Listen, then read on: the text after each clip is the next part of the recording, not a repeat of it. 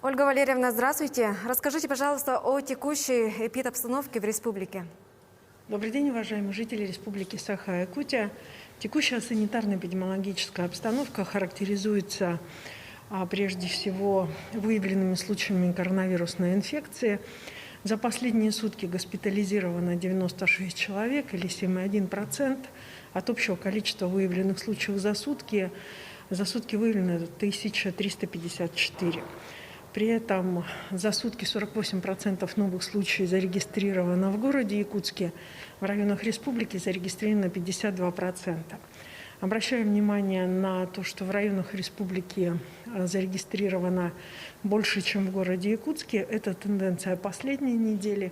В связи с этим сейчас базовое внимание Республиканского оперативного штаба нацелено на санитарно-эпидемиологическую обстановку и работу оперативных штабов в районах наших республики.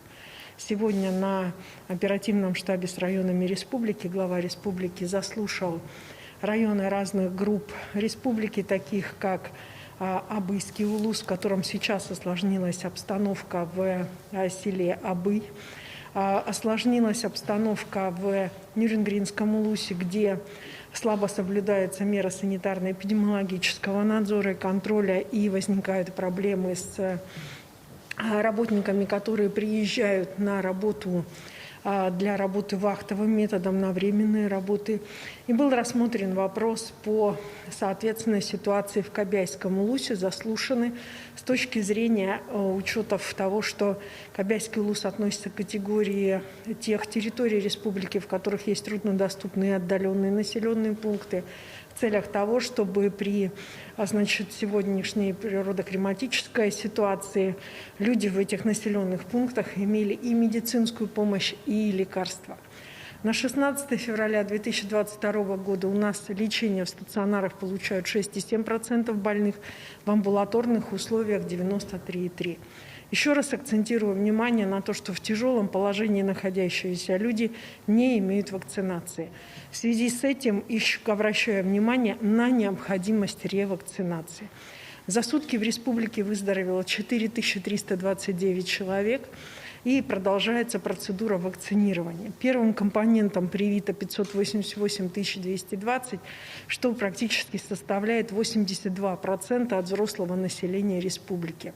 Но необходимо обратить внимание на ревакцинацию, которая осуществляется в поликлиниках нашей республики. Всего 57,8% от количества лиц, у которого наступил срок ревакцинации, эту ревакцинацию прошли. Еще раз делаю акцент и обращаю внимание вас, граждан нашей республики, о том, что иммунитет можно получить лишь только в результате вакцинирования. За прошедшие сутки единым колл-центром обработано 1398 входящих звонков.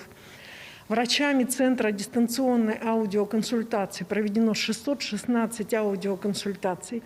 Также на аудиоконсультациях используются как наши профессора, так и наши доктора, кандидаты медицинских наук, а также, соответственно, работники медицинских учреждений, которые сейчас более в свободном режиме находятся. Лабораториями республики проведено 5041 исследование. Единым центром амбулаторного приема граждан ОРВИ на базе «Триумфа» принято за вчерашний день 166 больных. Количество больных, обращающихся в единый центр «Триумф», уменьшается. Необходимо обратить внимание, что такой же центр существует в городе Мирном. В нем было принято за прошедшие сутки 51 житель Мирнинского района. Продолжают работать волонтеры в нашей республике. В целом ими задействовано 50 волонтеров и обработано соответствующее количество заявок. Оказывается помощь нашим пожилым гражданам и тем гражданам, которые находятся на режиме самоизоляции. Уважаемые жители нашей республики, обращаю ваше внимание, что в ряде муниципальных образований с дистанционного формата вернули школы на очный формат.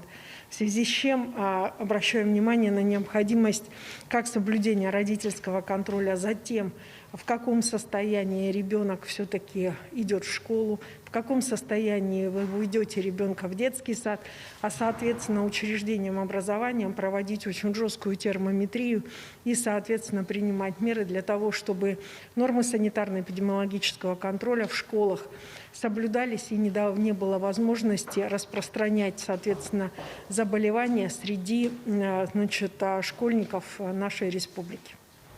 Спасибо за информацию.